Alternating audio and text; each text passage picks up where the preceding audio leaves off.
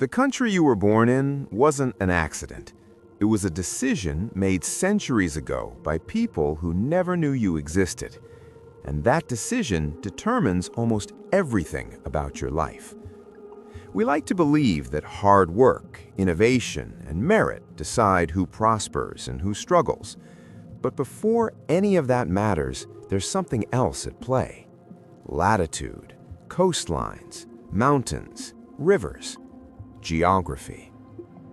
The world's wealthiest nations aren't randomly scattered across the map. They cluster. Europe, North America, parts of East Asia.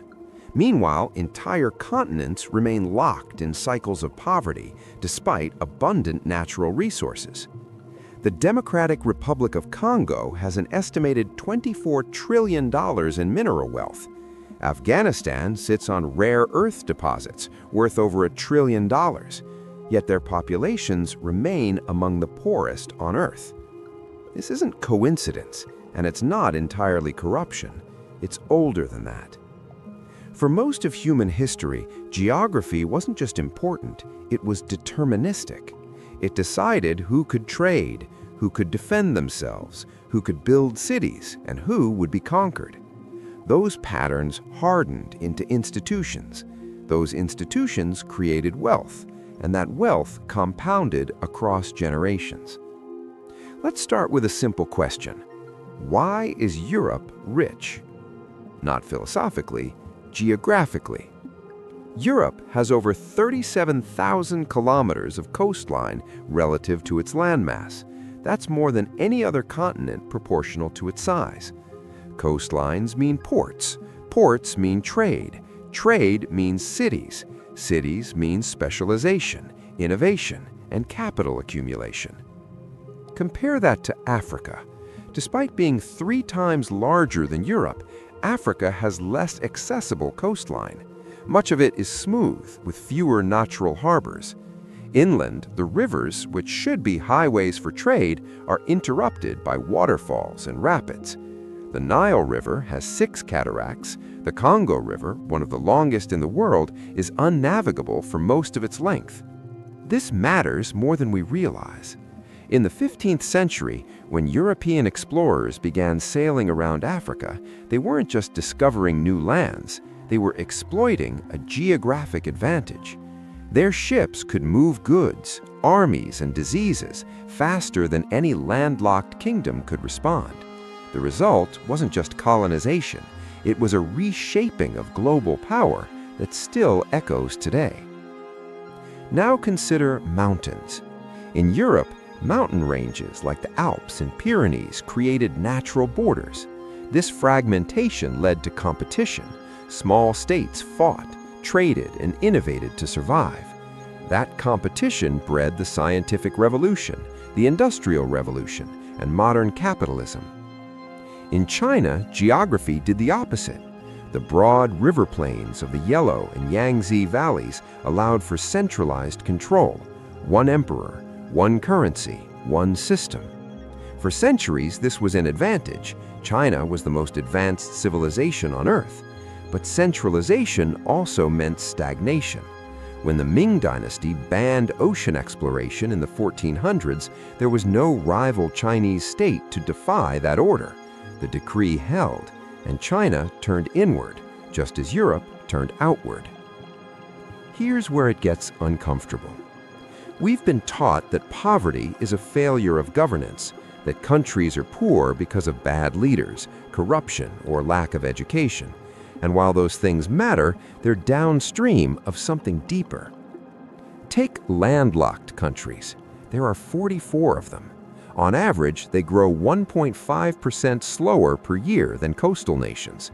That difference, compounded over decades, is the gap between stability and collapse. It's not that landlocked nations can't succeed. Switzerland, Austria, and Luxembourg prove otherwise. But notice what they have in common. They're surrounded by wealthy neighbors with open borders and advanced infrastructure. Now compare that to Chad, or Niger, or Afghanistan. Landlocked, surrounded by instability, no access to global shipping routes. Every ton of goods imported or exported must pass through a neighbor's territory, subject to their tariffs, their politics, their infrastructure. It's a tax on existence. And it's not just about trade, it's about defensibility. Flat, open geography makes you vulnerable. The Eurasian steppe, stretching from Hungary to China, has been a corridor for invasion for millennia. The Mongols, the Huns, the Scythians, every empire that controlled the steppe could project power across continents, but every kingdom on the steppe also lived in constant fear of being overrun. This created two types of civilizations, those protected by natural barriers and those shaped by relentless conflict. The former could invest in art, science, and law. The latter invested in survival. So what does this mean? It means that wealth isn't just built, it's inherited, not through families, but through geography. The countries that industrialized first weren't the smartest or the most virtuous. They were the ones positioned to do so. Britain didn't become a global empire because the British were inherently superior. They had coal, near iron, near ports, near a stable climate. That combination allowed the Industrial Revolution to ignite there first. And once you're first, you don't need to stay the smartest, you just need to stay ahead. Capital flows to where capital already is. Infrastructure builds on infrastructure. Institutions reinforce institutions. This is why foreign aid often fails. You can't airdrop prosperity into a geography that punishes economic coordination.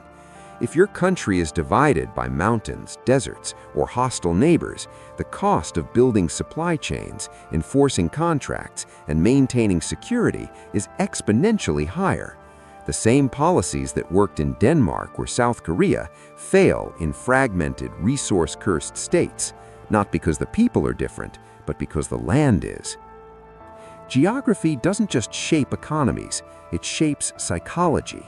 If you grow up in a place where the future is uncertain, where borders shift and governments collapse, you optimize for short-term survival, not long-term investment. Trust erodes, corruption becomes rational, and the cycle perpetuates.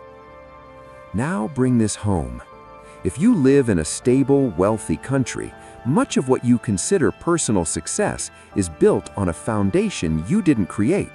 The roads that carry your products, the courts that enforce your contracts, the naval power that keeps shipping lanes open. These aren't natural. They're inherited from centuries of geographic advantage. And if you don't live in such a place, the gap isn't about effort, it's structural.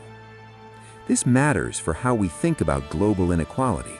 We treat it as a moral failure, either of the rich for hoarding or the poor for not trying. But the truth is more mechanical. The countries that control choke points, coastlines, and temperate climates have been winning the same game for 500 years. They didn't need to cheat. The board was tilted in their favor from the start. And now we're entering a new phase. As climate change reshapes habitable zones, as trade routes shift from the Suez to the Arctic, as resource scarcity creates new tensions, geography will matter even more. The countries positioned to adapt, the ones with water, arable land, and defensible borders, will consolidate power. The ones on the margins will fracture. This isn't prophecy, it's pattern recognition. We live inside a system so old, we mistake it for nature. But borders aren't natural. Trade routes aren't natural. Wealth flowing from south to north, from inland to coast, from resource-rich to capital-rich. It's not natural. It's the residue of geography compounded over time. And the uncomfortable truth is this: the map was drawn long before you were born. It decided which language you speak, which currency you earn, which wars your country fights, and how much choice you actually have. You didn't choose where you started, but the place you started chose almost everything else.